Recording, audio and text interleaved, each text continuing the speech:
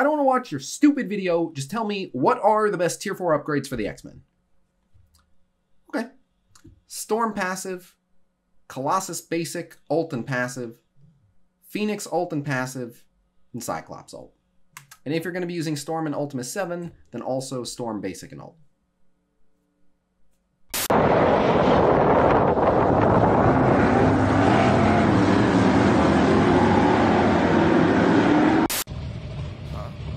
What the hell is this? Wait, you're in a car? What the fuck?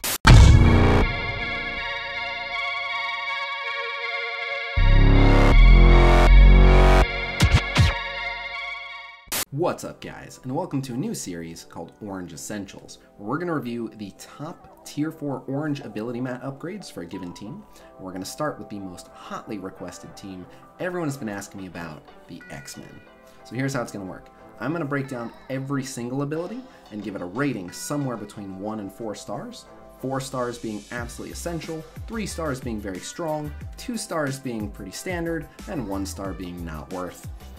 Then I will include timestamps in the video description so people can jump to see the specific abilities they want to see discussed. And if you just want to know what ratings every ability is and you don't want to hear the explanation, I will put an infographic in the video description below as well. But alright, let's get into it. First up is Storm. So we're looking at Storm's basic, and the upgrade to tier 7 on Storm's basic adds 20% damage, 20% splash damage, and it increases the capacity for her to hold, instead of 15 charges, 20. So the X-Men team is mainly for Arena, Blitz, Alliance War, so you're not going to see 15, 20 turns worth of charges. So outside of that, just adding 20% damage is really not particularly good. So I'm going to give that one 2 stars. However, I will say, if you're going to be using Storm in Ultimate 7 anyway, since you already have her very strong, for raid purposes, I would actually give that a 4 star and call that one essential. Looking at Storm's special here, and it adds 30% damage to how hard it hits all targets, and the chance to apply a slow goes from 20% per charge to 25% per charged, which is not too terribly important. You don't normally use Ice Storm unless you have to, so it's not a lot of damage. It's an ability you hardly ever use.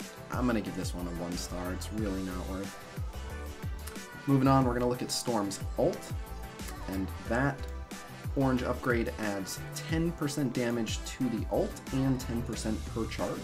So if you have the basic upgraded, that upgrade can actually add 210% damage, but again, that's after 20 turns. So if you're viewing the X-Men as an Arena, Blitz, and War team, I'm giving this a 2 star. I mean, you will eventually use her ult, presumably, so, you know, it'll add 40-50% damage standard, which isn't bad for an AoE, but yeah, I'm just going to give it a 2 star. But again, if you have a really strong Storm for your Arena team and you're going to be using her in Ultimate 7, for Raid, this ability jumps up to a 4 star, absolutely essential. And finally, we have Storm's passive, which gives her an extra 10% chance to apply speed up to X-Men and X-Force allies on her own turn, and an extra 10% chance to grant an assist to herself or a random X-Men or X-Force ally on any X-Men or X-Force ally's turn. So for the purposes of Arena, Blitz, and Alliance War, this is really, really good. The extra 10% chance every turn to apply speed up is huge. Speed up allows you to take more turns before the opponent does. That can absolutely make the difference and win you a match. And then going from 40 to 50% chance on every X-Men or X-Force ally's turn, which on an X-Men team is going to be everyone's turn, means you're going to see consistently more assists, and most of the X-Men have really good effects on their assists. For example, Colossus can 2-turn offense down, Phoenix can clear buffs, Cyclops can disrupt, so any given assist can be very valuable. So I'm going to give that one a 4 star. That one's pretty essential.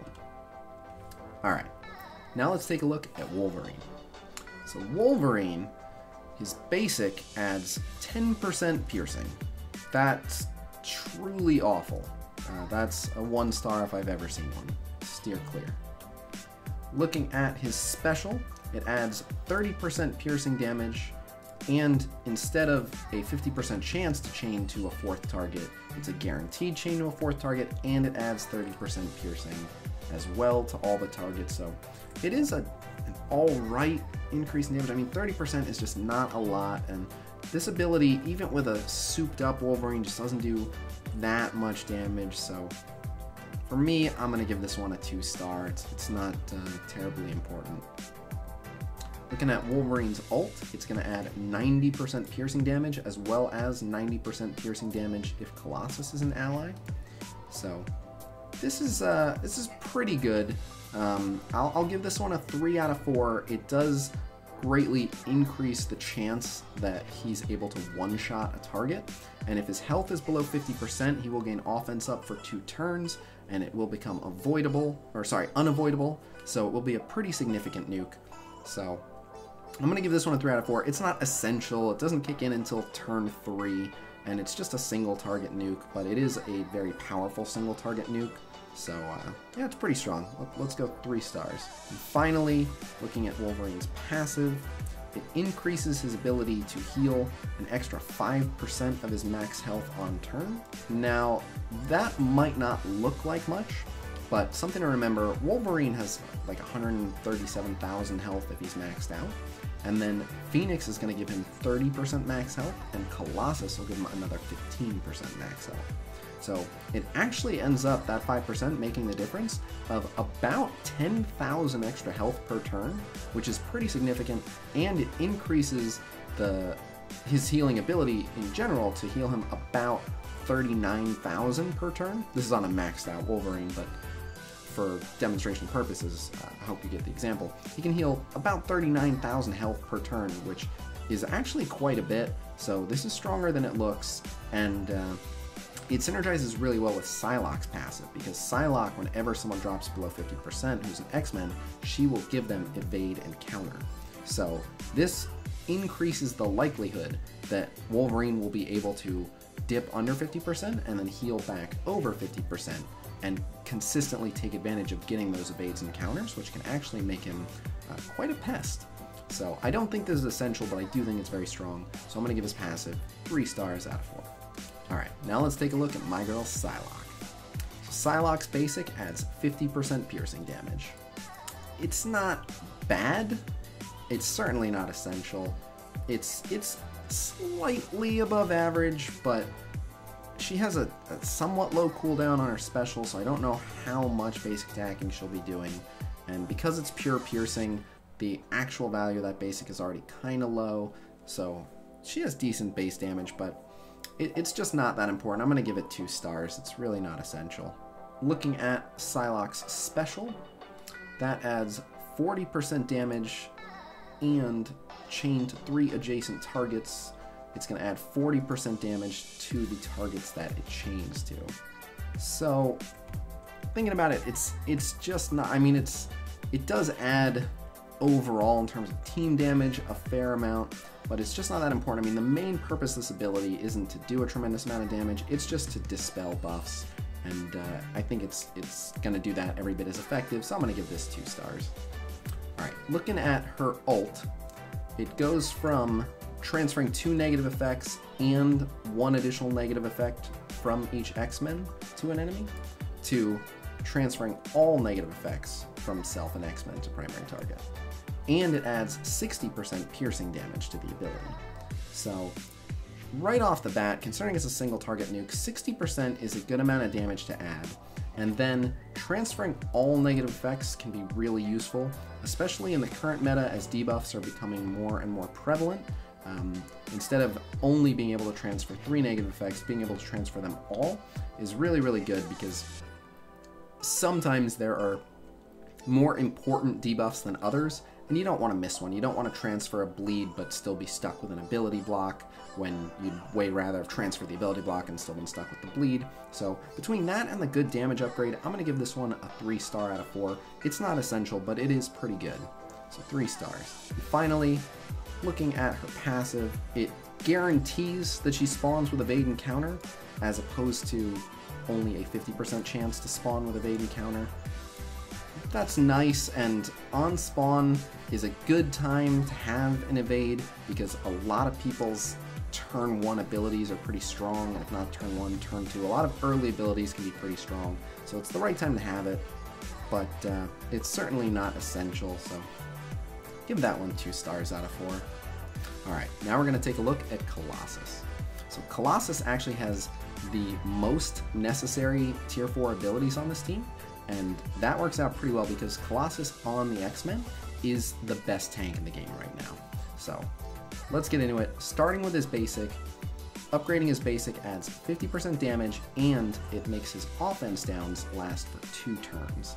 So this is a double hitter. Firstly, 50% damage on a basic is not bad. It is above average. It's not a wow factor, but it's nice. But the bigger one here is the offense down lasting for 2 turns. Offense down can really cripple an enemy, and being able to selectively offense down someone for 2 turns is huge. And if you're using Storm or Psylocke, which presumably you are, you're going to be getting plenty of assists from X-Men and plenty of counters, and if you counter and apply 2-turn offense down, that's infinitely better than applying 1 turn of offense down, because that just falls off as soon as the person who attacked you turn ends, which Crossbones does all the time. He puts an offense down on them as a result of a counter, and then it falls off literally 1 second later and there was no point. But being a 2-turn offense down, it actually sticks.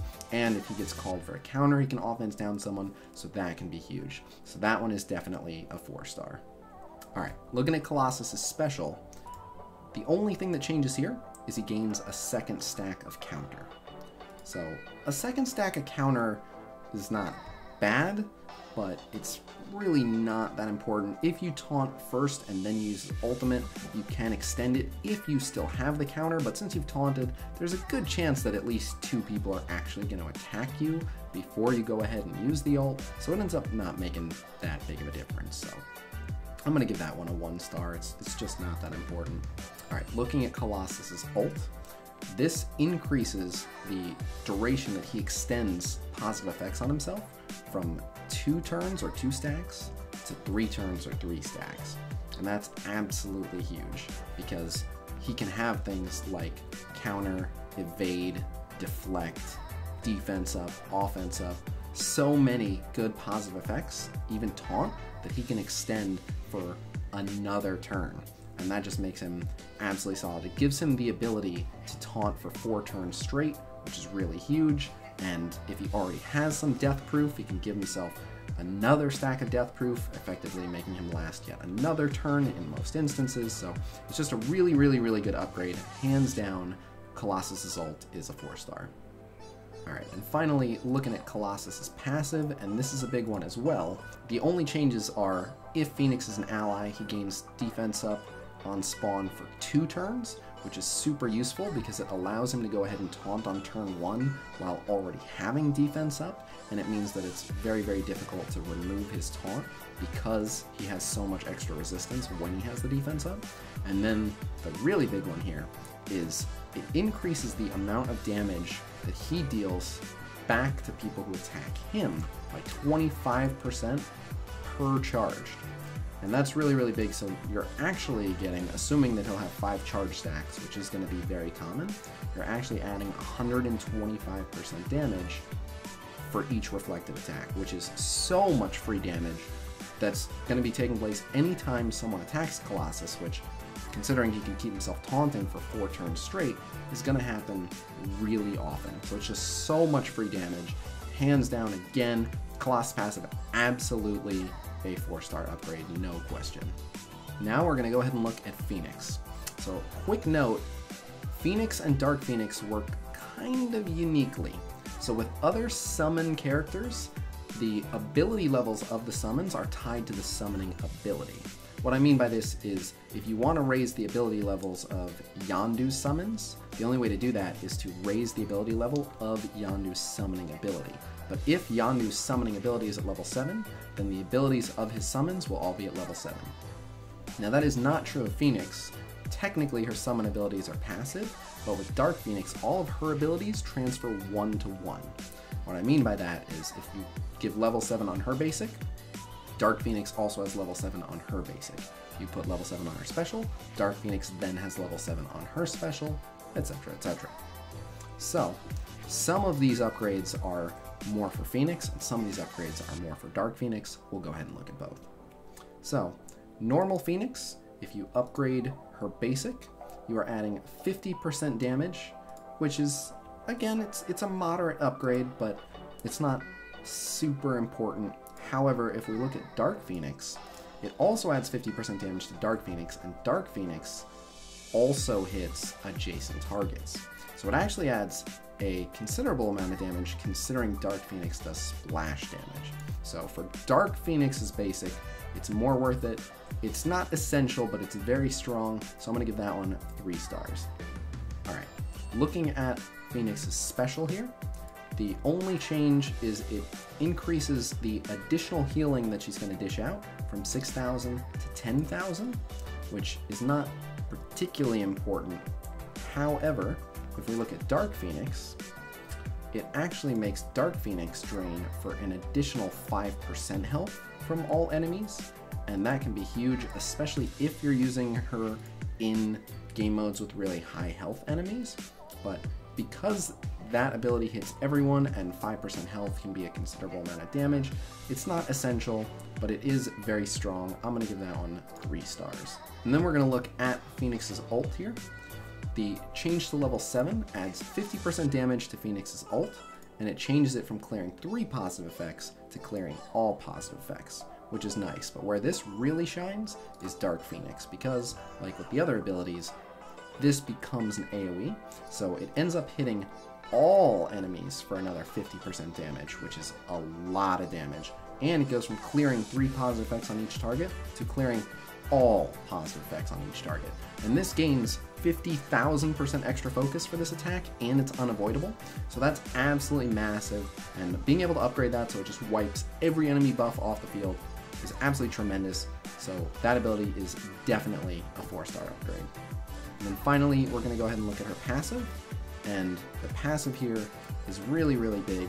It adds an additional 10% damage to herself and all X-Men, and an additional 10% max health to herself and all X-Men, and that alone is tremendously powerful and easily worth 4 stars to me.